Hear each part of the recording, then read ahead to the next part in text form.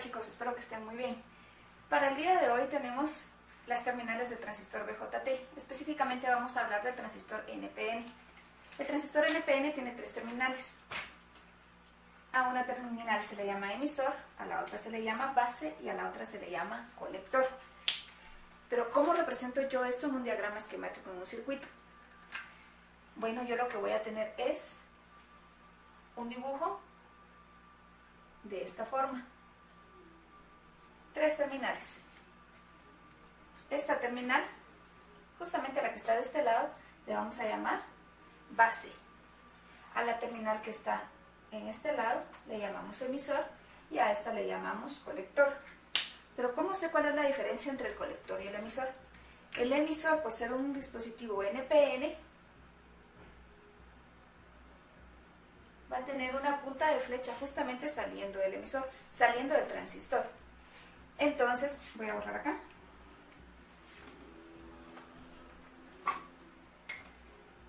Esta sería la representación del transistor en un diagrama esquemático.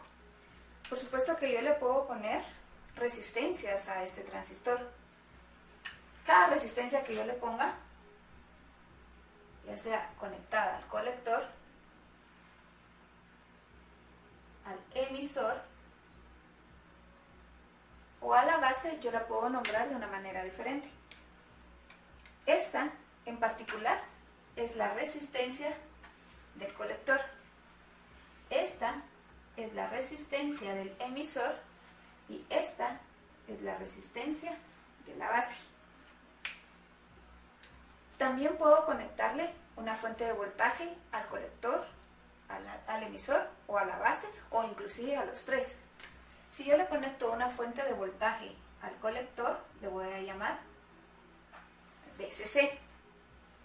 Si yo le conecto una fuente de voltaje al emisor, le voy a llamar VEE. Y si yo le conecto una fuente de voltaje a la base, le voy a llamar VBB. ¿Por qué le voy a llamar así? Porque no es lo mismo conectarle un voltaje al colector y teniendo en el camino una resistencia, a medir el voltaje justamente en este punto, en la unión entre la resistencia del colector o propiamente en la terminal colector del dispositivo. Cuando yo mido el voltaje propiamente en la terminal del dispositivo, yo voy a encontrar el voltaje en el colector, V sub C o VC, mientras que esto es VCC.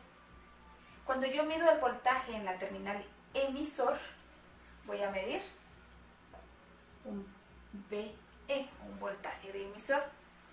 Y cuando yo mido el voltaje en la terminal base, yo voy a medir un voltaje de base. Entonces, para evitar la confusión del voltaje en el colector o el voltaje que le estoy aplicando a la terminal colector, se utiliza la letra doble. También tendría que identificar las direcciones de corriente. Para las direcciones de corriente, la corriente que circula en el emisor se llama corriente de emisor. La corriente que circula por la base se llama corriente de base. Y la corriente que circula en el colector se llama corriente de colector. Y esto cumple las leyes de voltajes. La corriente de emisor, la que va hacia acá, es igual a la suma de la corriente de base más la corriente de colector. Tengo entonces identificado el VCC, que sería el voltaje aplicado, el VC, que es el voltaje de colector, el RC, que es la resistencia de colector, y además puedo calcular el VRC, es decir, el voltaje en la resistencia de colector, es decir, el voltaje que se queda acá.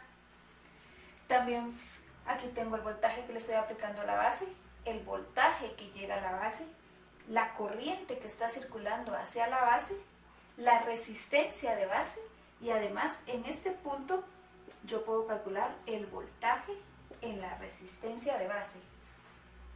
En este caso también el voltaje que le estoy aplicando al emisor, el voltaje en el emisor, la corriente que circula a través del emisor y la resistencia del emisor.